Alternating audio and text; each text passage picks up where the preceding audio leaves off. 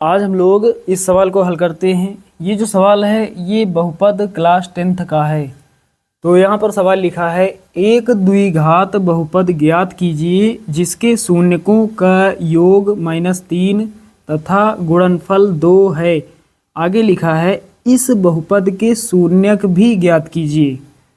तो यहाँ पर सबसे पहले हमें एक द्विघात बहुपद बनाकर दिखाना है और उसके बाद उसी द्विघात बहुपद के शून्यक भी ज्ञात करने हैं, यानी चर के मान। तो चलिए दोस्तों हल करते हैं इस सवाल को। हमें क्या क्या दिया गया है?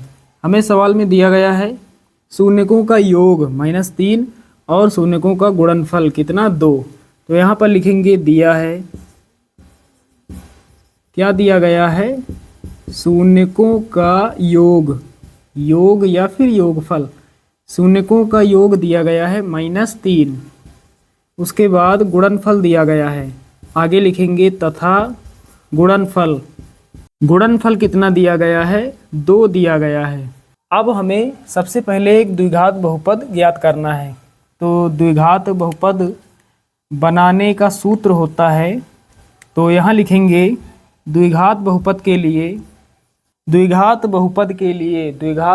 बनाने का सूत्र होता है x² माइनस शून्यकों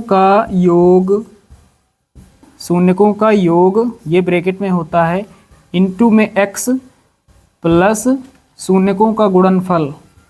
तो ये द्विघात बहुपद बनाने का सूत्र होता है x² माइनस शून्यकों का योग इंटू x प्लस शून्यकों का गुणनफल बराबर 0।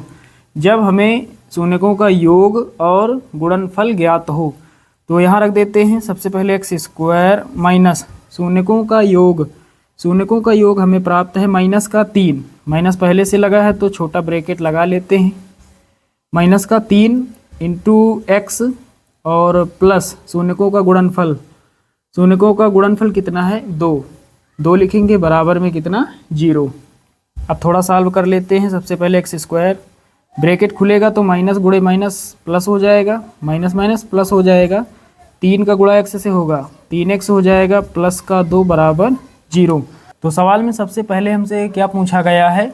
द्विघात बहुपद ज्ञात कीजिए, एक द्विघात बहुपद ज्ञात कीजिए। तो हमने एक द्विघात बहुपद ज्ञात कर लिया है। आगे पूछा जा रहा है इस बहुपद के शून्यक भी ज्ञात कीजिए। ये जो बहुपद हमें प्राप्त हुआ है इसके हमें शून्यक भी ज्ञात करने हैं, यानी इसे जब हम हल करेंगे तो यहाँ से चर के 2 मान हमें प्राप्त होंगे। चर यहाँ पर है x के 2 मान प्राप्त होंगे। x के ये जो 2 मान प्राप्त होंगे इन्हीं को हम शून्यक कहते हैं। तो ज्ञात कर लेते हैं शून्यक। तो ये जो द्विघात बहुपद हमें दिया गया है यहाँ पर x² का गुणांक नहीं दिया गया है। तो जब गुणांक नहीं दिया गया है तो क्या करेंगे? लास्ट में जो अचर पद है, सबसे आखिरी में अचर पद कितना है? 2 है। गुणा करने पर कितना आ जाए? 2 आ जाए। 2 के आगे साइन है प्लस का, प्लस माने जोड़ने पर कितना आ जाए? x का गुणांक कितना है? 3। x के बगल में गुणा का अंक है 3। ऐसी कौन सी 2 संख्याएं हैं जिनका आपस में हम गुणा कर दें तो हमें 2 प्राप्त हो जाए और उन्हीं दोनों संख्याओं को हम जोड़ दें तो हमें 3 प्राप्त हो जाए?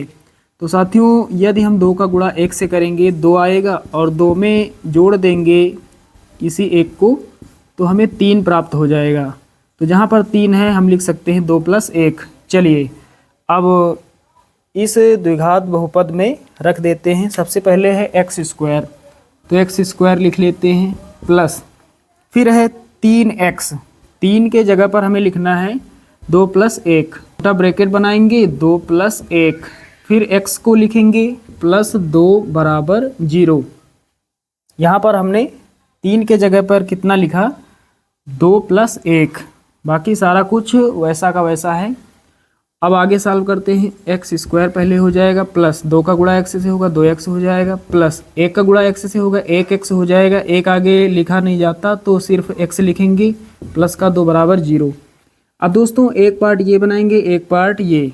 यहाँ से और यहाँ से हमें लेना है कॉमन, तो यहाँ से हमें x कॉमन मिलेगा तो x + 2 बचेगा, प्लस यहाँ कुछ कॉमन नहीं, 1 कॉमन हो जाएगा तो x + 2 बराबर 0। अब फिर से हमें लेना है कॉमन, तो ब्रैकेट वाला पार्ट कॉमन होगा। x + 2 यहाँ पर है, x + 2 यहाँ पर है, कॉमन कितना होगा x प्लस 2।